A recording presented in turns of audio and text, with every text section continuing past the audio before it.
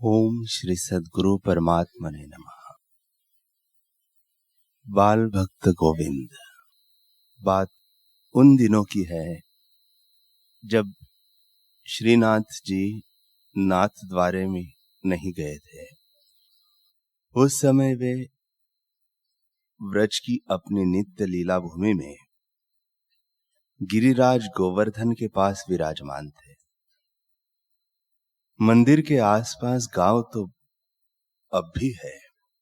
उन दिनों मंदिर के समीप ही एक गरीब ब्राह्मण का घर था। ब्राह्मण ब्राह्मणी दोनों ही बड़े सीधे, धार्मिक और भगवान श्रीनाथ जी के भक्त थे। उनके एक ही लड़का था, उसका नाम था गोविंद। वह बालक इतना सुंदर था कि लोग उसे कामदेव का अवतार कहा करते थे। गोविंद 10 वर्ष का हो गया था। एक दिन अपने साथियों के साथ खेल में वह देर तक लगा रहा। शाम को जब घर लौटने लगा तब उस समय मंदिर में आरती हो रही थी। घड़ी, घंटे तथा शंख का शब्द सुनकर गोविंद भी आरती देखने मंदिर में चला गया। श्रीनाथ जी का बाल स्वरूप देखकर वह मुग्ध हो गया। उसे यह पता ही नहीं लगा कि यह पत्थर की मूर्ति है। उसे तो एक हंसता हुआ बालक प्रत्यक्ष दिख रहा था। वह सोचने लगा कि यह लड़का मेरा मित्र बन जाए और मेरे साथ खेले तो बहुत आनंद आएगा। जब तक सब लोग चले नहीं गए, वह अंधेरे में छिपा रहा और वही खड़ा रहा। जब पुजारी भी पट बंद करके चले गए, तब किवाड़ों की संधि में से अंदर झांककर बड़े प्रेम से वह बोला, नाथ जी, क्या तुम मेरे साथ खेलोगे? मेरा मन तुम्हारे साथ खेलने के लिए छटपटा रहा है। आओ ना, देखो कैसे चांदनी रात है। हम दोनों गुल्ली डंडा खेले। मैं सच कहता हूं, मैं तुमसे झगड़ा या मारपीट नहीं करूंगा। सरल हृदय की सच्ची पुकार सदा श्रीनाथ जी सुनते आए हैं। गोविंद को लगा कि मंदिर के भीतर से शब्द आ रहा है, भाई चलो मैं आ रहा हूं, हम दोनों खेलेंगे।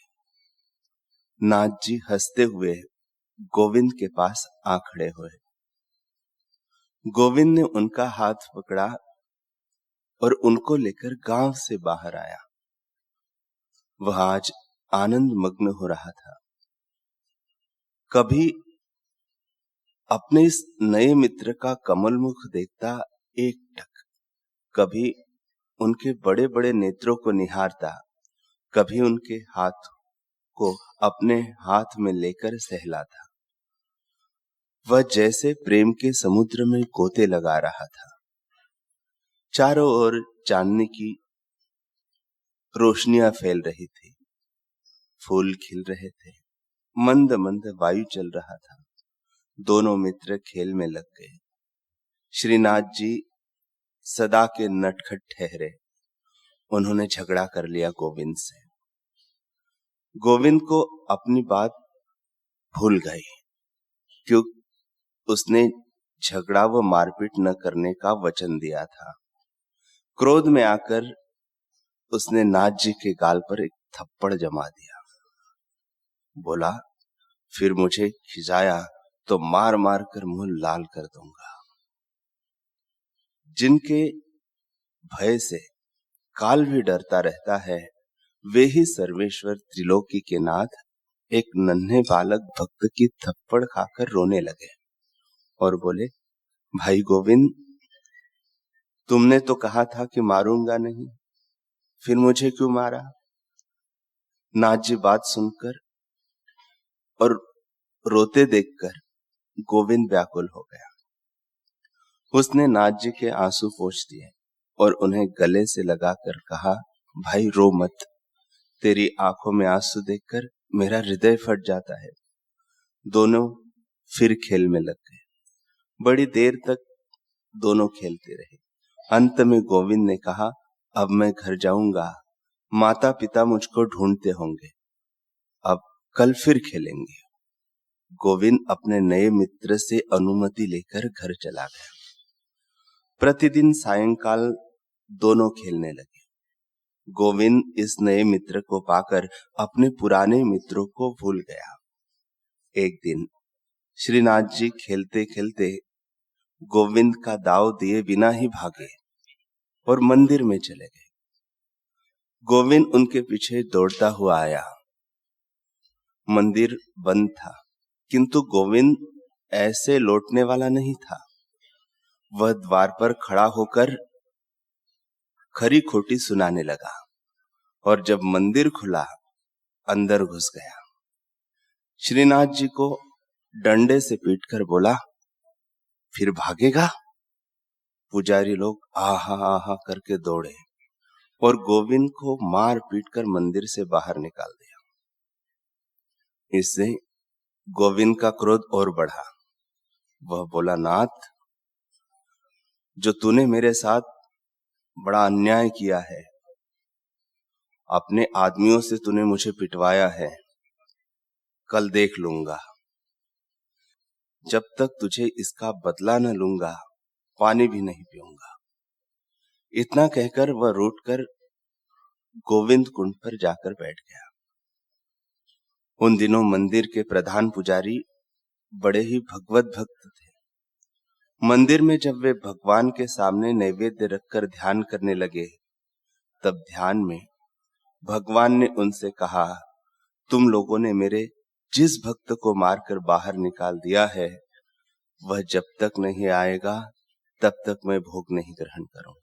उसके शरीर पर जो मार पड़ी है वह सब मुझे ही लगी है। पुजारी बड़े हैरान हुए।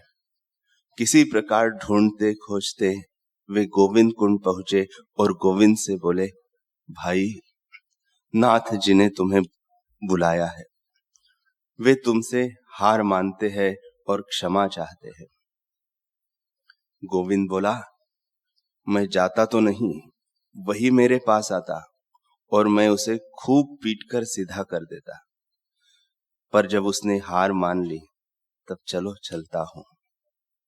मंदिर में पहुंचकर वह बोला, क्यों नाथ जी, फिर कभी ऐसा करोगे? अच्छा हुआ जो हार मानकर मुझे बुला लिया, नहीं तो इतना पिटता कि जन्म भर याद रखते। ये बातें गोविंद ने कहे तो दी, पर ऊपर दृष्टि करते ही उसे लगा नाथ जी का मुख उदास हो रहा है। यह देखकर सरल बालक के चित्त में बड़ी वेदना हुई। वह बोला, भाई, तुमने अब तक भोग क्यों नहीं लगाया? तुम्हारे मुख को उदास देखकर मेरे प्राण रो रहे हैं। तुम प्रसन्न हो जाओ और भोग लगाओ। मैं अब तुमसे नहीं रूठूंगा। मंदिर के पट अपने आप बंद हो गए। श्रीनाथ जी प्रकट होकर बोले, भाई, तुम भी तो भूखे हो, आओ हम दोनों मिलकर भोजन करें। नाथ जी को प्रसन्न मुख देखकर गोविंद का मुख भी खिल उठा। दोनों हंसने लगे। दोनों ने साथ साथ भोजन किया। मंदिर के पट खुलने पर गोविंद को दिव्य नेत्र मिल गए। उसे फिर तो सर्वत्र श्रीनाथ जी के ही दर्शन होने लगे।